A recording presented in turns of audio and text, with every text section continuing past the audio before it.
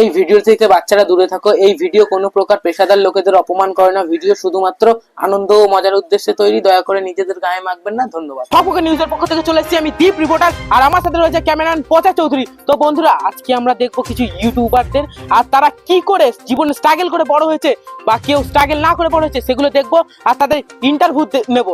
তো তোমরা সাথে থাকো, ভিডিওটা খুব ইন্টারেস্টিং হতে চলেছে। তো চলো দেখা যাক।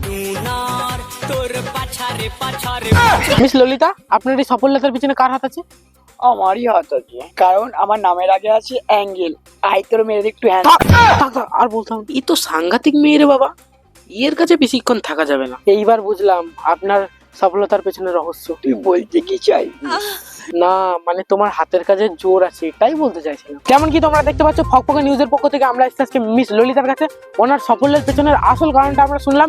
এবার শুনবো ওনার সাকসেসের অরিজিনাল যেটা কারণ, আগে কি করতো না করতো সেটা শুনবো। তো চলো ক্যামেরাম্যান পচা চৌধুরী এদিকে নিয়ে এসো। তো মিস ললিতা, আপনি আগে কি কাজ করতেন? মানে আপনার এই যে সাকসেস হওয়ার আগে, এত সাকসেস হওয়ার আগে আপনি কি কাজ করতেন? আমি আগে সবাইকে দিতাম। এই গায়ে পড়ছেন কেন? শুনুন শুনুন, কি দিতেন? শুয়োরের বাচ্চা, মুখে মুতে দিতাম।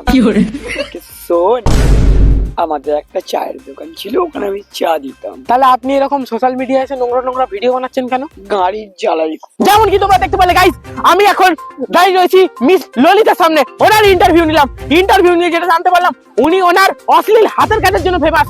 ইনস্টাগ্রামে এত পপুলারিটি পেয়েছে কাদের জন্য? আপনাদের মতো পাগল চোদা অডিয়েন্সদের জন্য শুধুমাত্র। কারণ আপনারা এই অশ্লীল ভিডিওগুলো দেখেন আর ওনাকে ভাইরাল করেন। দোষ ওর না, দোষ আপনাদের মতো কিছু পাগলা চোদা অডিয়েন্সদের।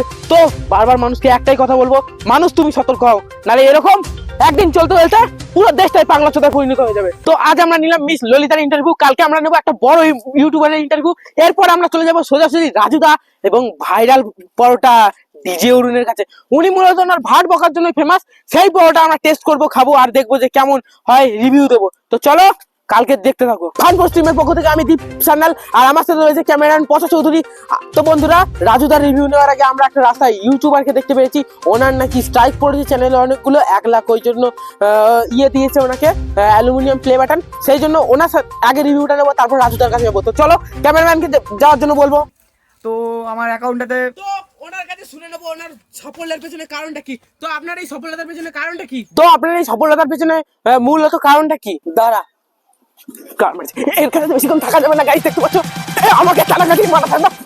বাপরে, কি খতরনাক ইউটিউবার রে ভাই, এদের কাছে বেশিক্ষণ থাকা যাবে না। রাজুদার রিভিউ নিতে চাই।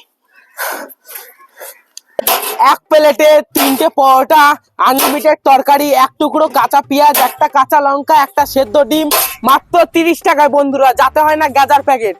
তো বন্ধুরা, যেমন কি তোমরা দেখতে পারলে, আমরা রাজুদার রিভিউ নিতে গেছিলাম কিন্তু পারলাম না, কারণ ওনার ওখানে বহুত জনতা। তো রাজুদা তো হলো না, আর অরুণদাকে আমি দোকান বন্ধ পেলাম না। এবার আমরা চলে যাবো একটা ইউটিউবারের কাছে, সে দেখছি এখানে রিল করছে, আর গিয়ে আমি তার মাসিক ইনকামটা শুনবো। তো দাদা, আমি একটা কোশ্চেন করছি, আপনার মাসিক ইনকাম কত এটা যদি একটু বলেন। মাসে আমার 50,000। তো এই কথাটা শুনে আমি তোমাদের একটাই কথা বলবো যে রিপোর্টিং করার দরকার নেই, ঠিক আছে? মাসে শুধু রিল বানাও, ফলোয়ার বানাও আর টাকা কামাও। হাকে নাচ রে পতর কি নাগিন জয়সন।